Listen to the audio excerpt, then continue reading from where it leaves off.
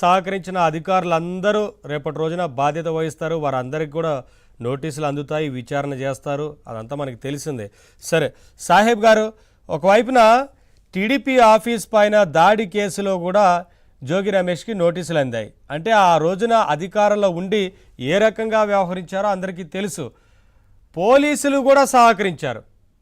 ఇందులో అసలు సందేహమే లేదు ఆ రోజు. ఎందుకంటే పోలీసులు కనీసం అడ్డుకునే ప్రయత్నం చేయలేదంటేనే అర్థమవుతుంది ఆ రోజున. సో ఇవాళ నోటీసులు అందుకున్నారు. ఇంకా దీని వెనక ఎవరెవరి పాత్ర ఉందనేది ఈ విచారణ తర్వాత తెలుస్తుంది కదా. అవునండి.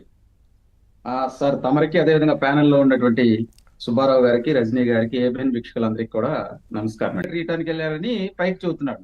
వాస్తవంగా ఆ రోజు జరిగింది ఏంటంటే తొడగొట్టాడు అతను. తొడగొట్టి ఆ గేట్కి వెళ్ళి పసుపు తాడు కట్టడం ఇవన్నీ చేశారండి.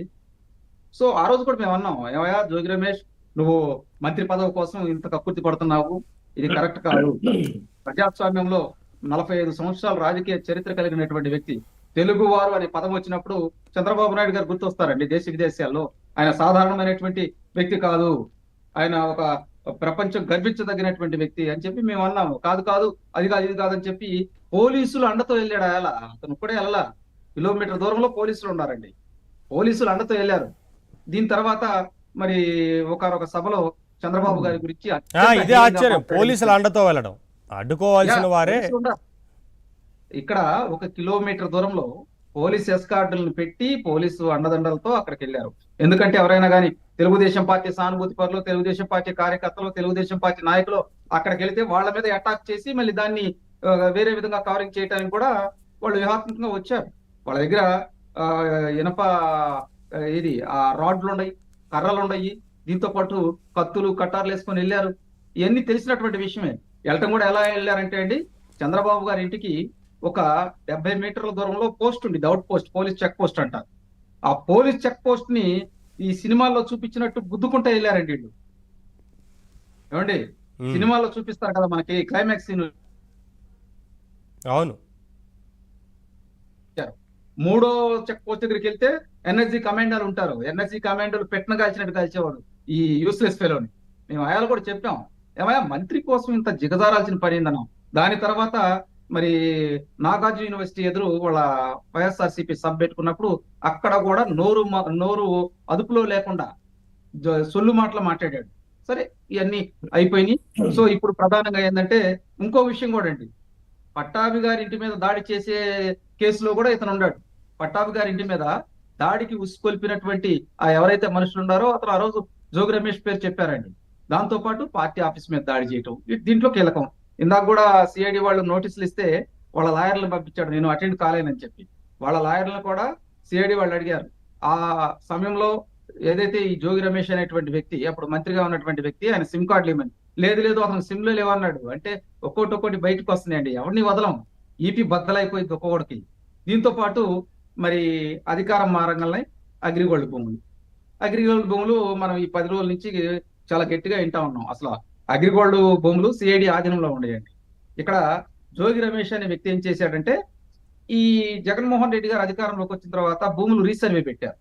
రీసర్వేలో అసలు ఆంధ్రప్రదేశ్ లో ఎక్కడెక్కడ భూములు ఉన్నాయి, ఏ ప్రాంతాల్లో విలువైన భూములు ఉన్నాయి, దానికోసమే వాళ్ళు రీసర్వే చేశారండి. ఎట్లా దోచుకోవాలి అనే దానికే ఈ రీసర్వేనా అంటే దాన్ని మ్యాపింగ్ చేసి జియో ట్యాగింగ్ చేశారు. ఎక్కడెక్కడ ఉన్నాయి, ఏ నాయకుడికి పరిధిలోకి వస్తాయి ఆ భూములు, వాళ్ళు ఆక్రమించుకునే విధంగా చేశారు. ఇక్కడ ఏంటంటే సర్వే నెంబరు అక్కడ 87లో అగ్రిగోల్డ్కు చెందినటువంటి సుమారు 2300 గజాలు ఉంటాయి. ఇది ఏంటంటే ఎన్టీఆర్ జిల్లా అంబాపురం గ్రామం కిందకి వచ్చిందండి. ఇది రీసర్వే నెంబర్ వచ్చేది 69/2. దీంట్లో మీ ఆడియో కట్ అవుతుంది. అవునండి, పేపర్ ఇప్పుడు వినపడుతుందా సార్? ఓకే, చెప్పండి. పేపర్ ప్రకటనలు ఇచ్చినట్టు అవన్నీ చేసుకున్నారు. అంటే ఏంటి, సాక్షి ఎవరు నమ్మరు కాబట్టి నేను ఈనాడులో ఇచ్చానని చెబుతున్నాడు అతను. ఈనాడు నమ్ముతారు కాబట్టి ఈనాడు క్లాసిఫైడ్ లో వచ్చినాయి, జ్యోతి క్లాసిఫైడ్ లో వచ్చి అని చెబుతున్నారు. సో దాని ప్రకారం వీళ్ళు ఏం చేశారంటే, అక్కడ వాళ్ళ బాబాయి జోగి వెంకటేశ్వరరావు, అతని పేరు మీద ఏంటంటే 1186 గజాలు, అలాగే జోగి రాజు వాళ్ళ కుమారుడి పేరు మీద 1174 గజాలు రిజిస్ట్రేషన్ చేయించుకున్న తర్వాత రీసర్వే చేయించాం. ఈ రీసర్వేలో గ్రామ సర్వేయర్ కూడా, ఆమె పేరు దీప్తి, ఈయన కూడా సర్టిఫై చేసిందని ఆమె సంతకాలు కూడా ఫోర్జరీ చేశారు. ఫోర్జరీ చేసేసి తర్వాత లేదు లేదు ఈ నెంబర్ తప్పుపడింది, ఇది 87 కాదు 88 నెంబర్ అని చెప్పి పక్కంటోళ్ళ నెంబర్ దీనికి యాడ్ చేసేసి దీన్ని వేరే వాళ్ళ కట్టబెట్టాలని చూశారు. దీంట్లో ప్రధానంగా ఏంటంటే ఈ ఏదైతే ఈ సిఐడి వాళ్ళు ఎంక్వైరీ చేసినప్పుడు వీళ్ళు దాదాపు 2300 గజాలు ఏ విధంగా ఆక్రమించుకున్నారు, దీన్ని ఏ విధంగా చేశారని చెప్పి రికార్డుల పరంగా తీసినప్పుడు 88లో ఉన్నటువంటి ఈ సర్వే చూపిస్తున్నారు కానీ 87లో ఉన్నటువంటి ఆ భూములు చూపించట్లా. ఇక్కడ వీళ్ళకి అనుమానం వచ్చి అసలు ఈ భూములు ఎవరి అని చెప్పి దాని మీద ఎంక్వైరీ జరిగినప్పుడు ఈ భూములు అక్కడ ఉండేటువంటి వెంకటేశ్వరరావు, పోలవరపు మురళీమోహన్ వాళ్ళకి సంబంధించినటువంటి భూములండి.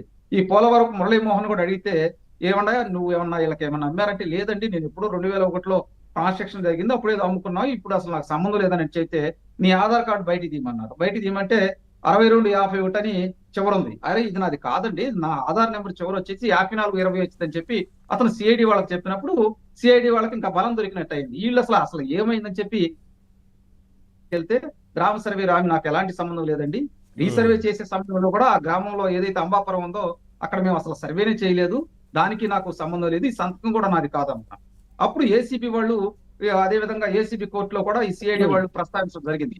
అప్పుడు ఈ కేసు ఫైల్ చేసేసి రాజీవ్ అనేటువంటి వాళ్ళ కొడుకుని అరెస్ట్ చేయడం జరిగింది. దాంట్లో కూడా ఏంటంటే ఏసీబీ కోర్టులో ఇవాళ అతన్ని మాకు కస్టడీలోకి ఇవ్వాలన్నప్పుడు కూడా పొన్నగోలు సుధాకర్, ఆయన వాస్తవంగా లాయర్ అనకూడదండి, అతను బ్రోకర్ అని అవుతుంది. అతను వచ్చి వీళ్ళ తరపున వకల్తా ఉంచుకొని అసలు ఇదేం కాదని అని చెప్తే పబ్లిక్ ప్రాసిక్యూటర్ నువ్వు ఆగవయా, మా దగ్గర ఆధారాలు ఉన్నాయి, నీ దగ్గర ఏమన్నా ఆధారాలు ఉంటే చూపించమన్నారు. దీంతో పాటు ఈ సిఐడి వాళ్ళు కూడా జోగి రమేష్ అతనికి నోటీసులు ఇవ్వడం జరిగింది. అతను కూడా కస్టడీలోకి కావాలని చెప్పి ఏసీబీ కోర్టులో ఈ రోజు వాదనలు ఇప్పుడు కూడా వినిపిస్తున్నాయి. మీకు కావాలా ఇక్కడ డిస్కషన్ జరుగుతుంది. మేబీ నేనేమంటానంటే ఈ జోగి రమేష్ అనేటువంటి వ్యక్తులు చాలా మంది ఉన్నారు వైకాపా పార్టీలో, ఒక్కొక్కటి బయటకు వస్తున్నాయి. దీంట్లో ప్రధానంగా ఏంటంటే ప్రజల సొమ్మును దోసుకోవడంతో పాటు ఏదైతే ప్రభుత్వం తనఖాల్లో ఉన్నటువంటి సొమ్ము ఉంది. మీకు విజయవాడలో కూడా చాలా మంది వైకాపా లీడర్లు మీరు చాలా స్థలాలు కబ్జా చేశారండి. ఒక జోగి రమేషే కాదు, జోగి రమేష్ లాంటి వ్యక్తులు వందల సంఖ్యలో ఉన్నారు. మేము చాలా సార్లు మొత్తం ఈ వ్యవహారానికి ఒక టీము, ఒక శాఖను ఏర్పాటు చేసి పూర్తి స్థాయిలో దీనికోసం పనిచేయాల్సిన అవసరం ఉందేమో. అవునండి, మేము ఈ భూములు రీసర్వే చేసేటప్పుడు కూడా చాలా సార్లు మీరు డిబేట్లలో కూడా మీ దగ్గర ప్రస్తావించామండి.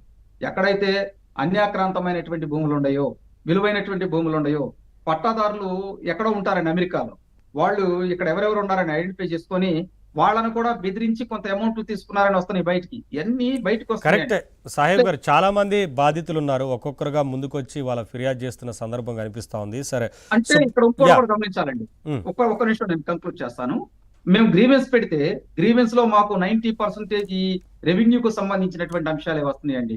రెవెన్యూ ఎక్కడ పెట్టినా గానీ వైకాపా పార్టీ నేతలు, వైకాపా పార్టీ వాళ్ళు ఆక్రమించుకున్నారు, మాకు సొల్యూషన్ ఏంటని చెప్పి మేము ప్రతి రోజు గ్రీవెన్స్ పెడుతున్నాం. ఇక్కడ ఈ గ్రీవెన్స్ లో అనంతపురం దగ్గర నుంచి శ్రీకాకుళం దాకా బాధితులు ఎక్కువ 90% ఈ రెవెన్యూ సమస్యలతోనే వస్తున్నారండి.